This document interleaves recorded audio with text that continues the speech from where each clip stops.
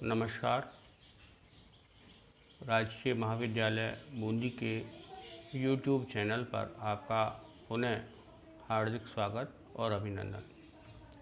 मैं देवेश पाठक, सहायक आचार्य, राजकीय विधि महाविद्यालय बूंदी। आज हम कंपनी विधि के बारे में कुछ जानकारी लेंगे। जो कंपनी विधि का जो टॉपिक अंतरण किस प्रकार होता है और अंशों के अंतरण पर यदि कोई रुकावट आती है उसकी प्रक्रिया क्या है, और यदि उसको अंशों का अंतरण नहीं किया जाता है तो उसके खिलाफ में एक व्यक्ति को, अंतरणकर्ता और अंतरिती को क्या कानूनी अधिकार मिले हुए हैं, इन सब के बारे में जानकारी करेंगे। तो सबसे पहले हम ये देखते हैं कि अंश की प्रकृति क्या है। अंश की प्रकृति के संबंध में मैं आपको बताना चाहता हूँ कि अंश एक तरह की चल संपत्ति होते हैं। धारा 44 कंपनी अधिनियम में इसको चल संपत्ति मान लिया गया है, लेकिन अंश पराक्रम में लिखित नहीं माने गए हैं। चल संपत्ति हैं लेकिन पराक्रम में लिखित नहीं है। जिस प्रकार नोट हैं, चेक्स हैं, हुंडी हैं, बिल हैं, उनकी श्रेणी में नहीं है, लेकिन इनको क्या माना गया है, चल संपत्ति के तौर पर इनको रखा गया है। और जो अंतरणीयता है, इनकी जो ट्रांसफरेबिलिटी है, एक जो विशेष इनका गुण है, इस कारण से ही ये बहुत लोकप्रिय हैं और आसानी से तरलता अर्थात आसानी से नकदी में ये बदले जा सकते हैं। इस कारण से लोग इनमें इन्वेस्ट भी करते हैं, इनमें पैसा लगाते हैं और कंपनी के संचालन में और कंपनी के विकास में योगदान देते हैं।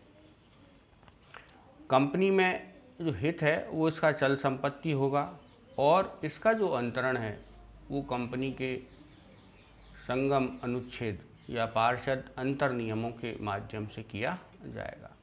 इस पर जो रोक लगाई गई है, इसके जो नियम बनाए गए हैं, वो कंपनी के द्वारा पार्षद अंतर नियम में बनाए जा सकते हैं। पार्षद अंतर नियमों के जो कानून, जो नियम बनाए गए हैं, पर ही कंपनी के अंशों का अंतरण किया जाएगा, कंपनी के अंशों को अंतरित किया जा सकता है। यदि पार्षद सीमा नियम और पार्षद अंतर नियम में यदि किसी प्रकार के प्रावधान नहीं है, किसी प्रकार के कोई नियम उसके संबंध में नहीं बनाए गए हैं, तो कंपनी के जो शेयर्स हैं उसके अंतरिती किसी व्यक्ति को भी अपने शेयरों को अंतरित कर सकते हैं, उस पर कोई रोक टोक नहीं है।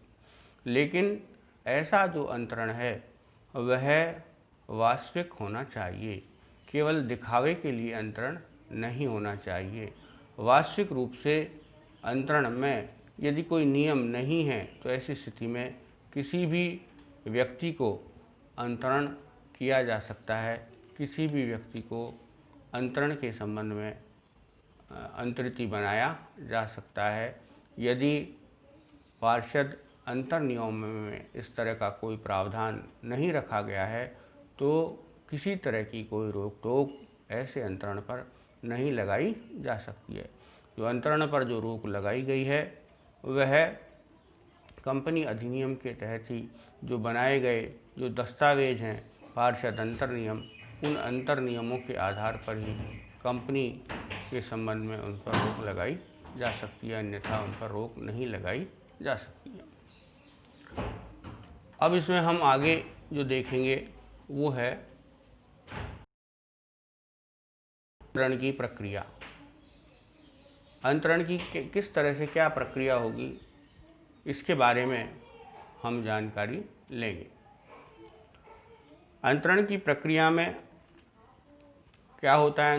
अंतरण का मतलब ये है कि जो रजिस्ट्रार ऑफ कंपनीज के द्वारा जो कंपनियों के जो रजिस्टर रखे हुए हैं उसमें अंतरणकर्ता के स्थान पर अंतर्ती का जब नाम प्रविष्ट हो जाता है तो ऐसे का अंतरण जो है कहा जाता है।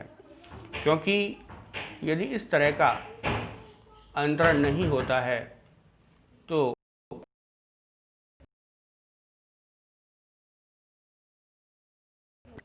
वह मान्य नहीं माना जाता है। अंतरण के लिए ये आवश्यक है कि उनका नाम रजिस्टर में लिखा जाए, रजिस्टर में आ जाए। ऐसी स्थिति में कंपनी के रजिस्ट्रार के यहाँ कंपनी का रजिस्टर में उनका नाम लिखा हुआ जाना चाहिए, लिखना चाहिए। ऐसी स्थिति में हमको ये जानना होगा कि कंपनी के रजिस्ट्रार के यहाँ नाम लिख दिया गया है या नहीं, उसके संबंध में हमको ये जानकारी होनी चाहिए। कंपनी यदि बगैर किसी त्रुटि के एक अंतरण प्रार्थना पत्र जो है पेश करेगी कंपनी के अंतर्ती द्वारा, और उसके ऊपर कंपनी के रजिस्ट्रार के द्वारा और कंपनी के द्वारा उस पर निर्णय किया जाएगा, और उस आधार पर ही कंपनी में उसका नाम रखा जाएगा, लिखा जाएगा।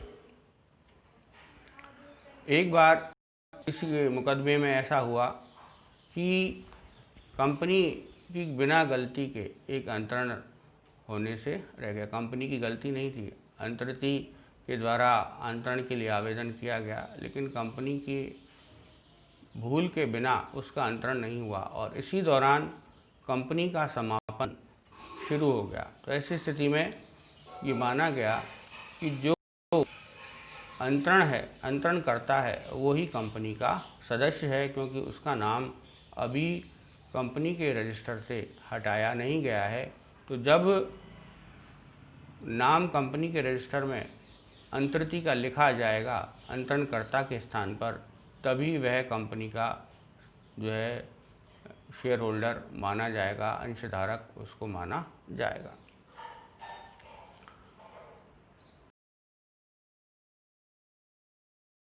द्वारा होनी चाहिए, परंतु अंतरणकर्ता भी ऐसी प्रार्थना कर सकता है। अंतरणकर्ता और अंतर्ती दोनों के द्वारा ही इस तरह की कार्यवाही की जा सकती है, वो दोनों ही इसके लिए सक्षम है। वास्तविक रूप से या प्रैक्टिकल रूप से वो व्यक्ति जो कि अंश खरीदता है अर्थात अंतर्ती है, उसके द्वारा इस तरह की कार्यवाही की जाती है, जिससे कि उसका नाम कंपनी के रजिस्टर में दर्ज हो जाए, कंपनी के रजिस्टर में वो लिखने में आ जाए। क्या क्या इसकी शर्तें हैं? तो इसके प्रमुख बिंदु इस प्रकार हैं कि क्या इसमें होना चाहिए अंतरण के संबंध में। तो अंतरण प्रमाण पत्र पर जो ट्रांसफ़र का जो सर्टिफिकेट है, ट्रांसफ़र के लिए जो कार्रवाई की जा रही है, उसमें अंतरणकर्ता और अंतर्ती दोनों के ही हस्ताक्षर होने चाहिए। दोनों ही उस पर सिग्नेचर करेंगे, तब जाकर के ही अंतरण वैध माना जाएगा। अंतरण पत्र पर उचित मूल्य के स्टाम्प जो लगे हुए होने चाहिए। निश्चित निर्धारित जो स्टाम्प हैं वो उस पर होने चाहिए, तब जाकर के ही अंतरण वैध माना जाएगा। कंपनी के अंतरण पत्र के साथ जो ट्रांसफ़र डीड है उसके साथ ही अंश प्रमाण पत्र भी साथ में भिजवाया जाना चाहिए। भिजवा करके और उस पर जो है भिजवाया जाएगा, जिससे कि अंतरण पूर्ण हो सके, सुचारू हो सके। मूल जो अंश प्रमाण पत्र है वो उसको कंपनी को भिजवाया जाएगा। अंतरण पत्र निर्धारित पत्र है वो कंपनी के द्वारा जो कंपनी अधिनियम के द्वारा जो प्रेस्क्राइब्ड किए गए हैं, कंपनी अधिनियम के द्वारा जो बतलाए गए हैं, उन आधारों पर ही उन प्रपत्रों पर ही ऐसा अंतरण किया जा सकता है। तो ये सारी फॉर्मेलिटियाँ हैं, उसके आधार पर वो पूरी करनी होंगी, तब जा कर के ही अंतरण का कार्यवाही हो सकती है। लेकिन कई बार क्या होता है कि कंपनी के द्वारा अंतरण करने से मना कर दिया जाता है, क्योंकि बहुमत के शेयर होल्डर्स होते हैं, अल्पमत के भी शेयर होल्डर्स होते हैं, और कई बार जो पार्षद अंतर नियमों हैं उनमें इस तरह की शर्तें रखी होती हैं कि वो एक पक्ष के लिए लाभदायक हो सकते हैं और दूसरे पक्ष के लिए हानिकारक हो सकते हैं। तो अंतरण अस्वीकृत करने पर क्या कानूनी उपचार प्राप्त हैं, ये कंपनी अधिनियम में बतलाए गए। जो कंपनी अंतरण की प्रार्थना को अस्वीकार करती है, उसे 30 दिन के अंदर अंतरण करता था अंतर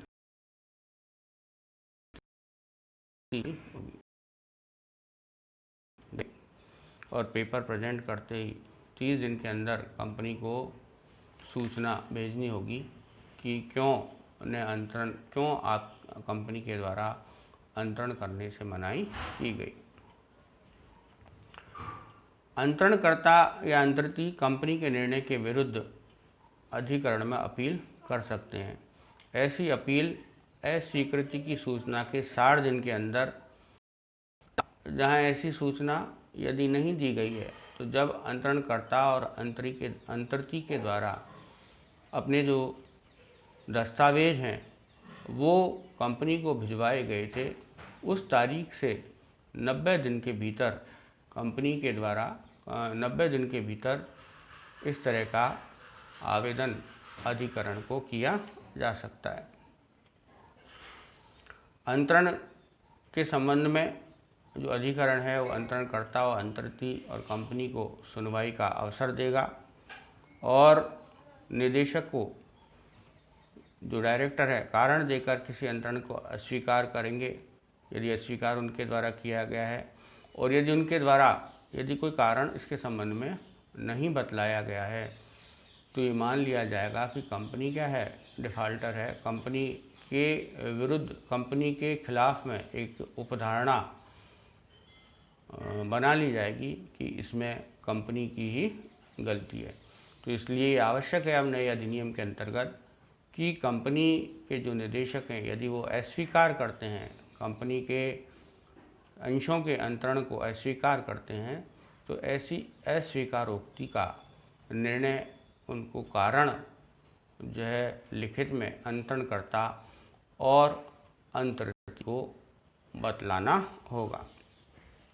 यदि पता लगता है अधिकरण को कि जो अंतरण जो किया गया है उसकी जो मनाही की गई है वो उचित नहीं है, वो विधि अनुकूल नहीं है, तो ऐसी स्थिति में अधिकरण अंतरण करने के संबंध में आदेश प्रदान करेगा, और ऐसे आदेश प्रदान करने के 10 दिन के भीतर कंपनी को इस तरह के अंतरण निपटान करना होगा, अर्थात अंतरणकर्ता के स्थान पर अंतर्ती का नाम कंपनी के सदस्यों के रजिस्टर में उसके द्वारा लिखा जाएगा। पहले हम एक बात मैं और आपको बतलाना चाहता हूँ कि जो अंतरण के संबंध में जब दोनों पक्षकार राजी हो जाते हैं, दोनों पक्षकारों की रजामंदी होती है, तो उनके द्वारा जो हस्ताक्षर करके जो ट्रांसफ़र डीड भेजी जाती है, तो हस्ताक्षर होने के 60 दिन के भीतर उनको कंपनी के यहाँ भिजवा, और 30 दिन में कंपनी को इसके संदर्भ में क्या करना होगा, 30 दिन में कंपनी को इसके संबंध में निर्णय करना होगा। आगे जो बात आती है कि अधिकरण के निर्णय के खिलाफ अपील, क्योंकि भारत में हायरार्की ऑफ द कोर्ट्स हैं और ट्रिब्यूनल्स की भी हायरार्की हैं, और तो इसमें यदि अधिकरण का निर्णय जो आता है वो एक पक्षकार के पक्ष में और दूसरे पक्षकार के विपक्ष में आएगा, तो ऐसी स्थिति में उस निर्णय के खिलाफ अपील किस प्रकार से होगी और कहाँ होगी, इसके बारे में भी कंपनी अधिनियम 2013 में बतलाया गया है। अधिकरण के निर्णय के खिलाफ अपील अपीलीय अधिकरण के समक्ष होगी। यह अधिकार धारा 421 के अनुसार दिया गया है। पूर्व में कंपनी लॉ बोर्ड के खिलाफ विधि प्रश्न जो लॉ क्वेश्चन